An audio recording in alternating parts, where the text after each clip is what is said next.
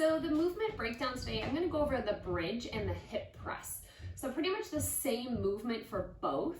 And really this comes down to the same positioning and activation as a hinge. So a deadlift, a good morning, those type of motions, we're really focusing on trying to activate through our glutes more than anything. So in order to do that, we have to maintain that neutral spine and activate our glutes properly so we can get the most out of this movement. So we're just gonna start laying on our back. So we're kind of gonna go through a few progressions.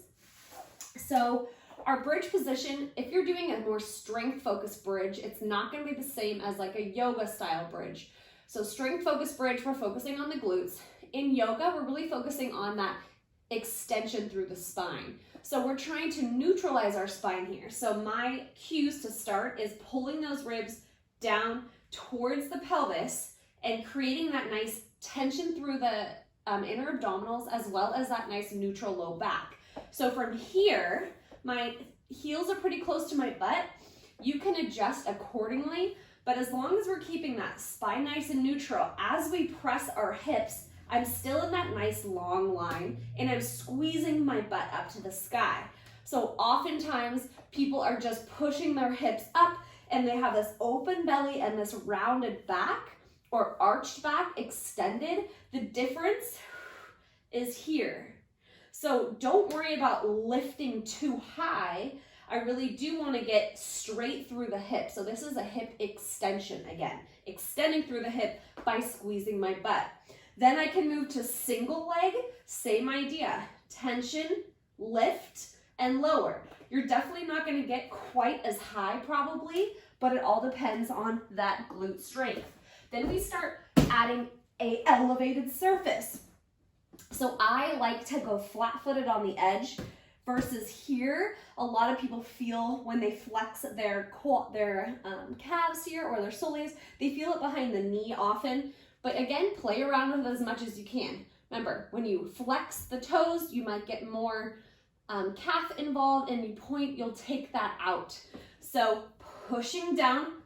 Now, since we can lift up higher, but the position's the same, I'm trying to get a flat line through my body and keeping that spine neutral. As I lower, you see it's flat. My butt doesn't touch first. So really important to keep those hips down.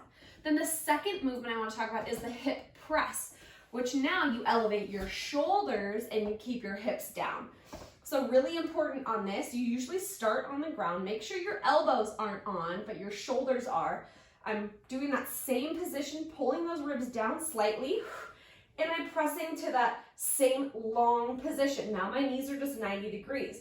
As I lower, don't untuck the pelvis. So don't just let your butt touch. See how arched my back is right here? I want to be able to go down and press up all at once. So from my hip to my shoulder, that stays in one line. Pretend that just like we did in a hinge, that line is long, just like a stick. So you're actually going to have your whole body tip and press versus just lower, because then it all comes from the back. Always remembering in those, don't overextend, so you don't want to go any higher than flat or keeping that spine neutral.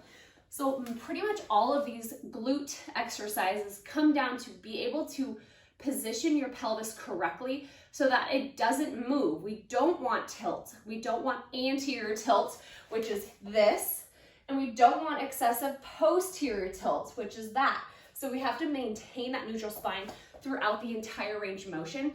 Once you can get that down, then you start adding your elevated surface, your weight, your higher reps, or your higher weight output.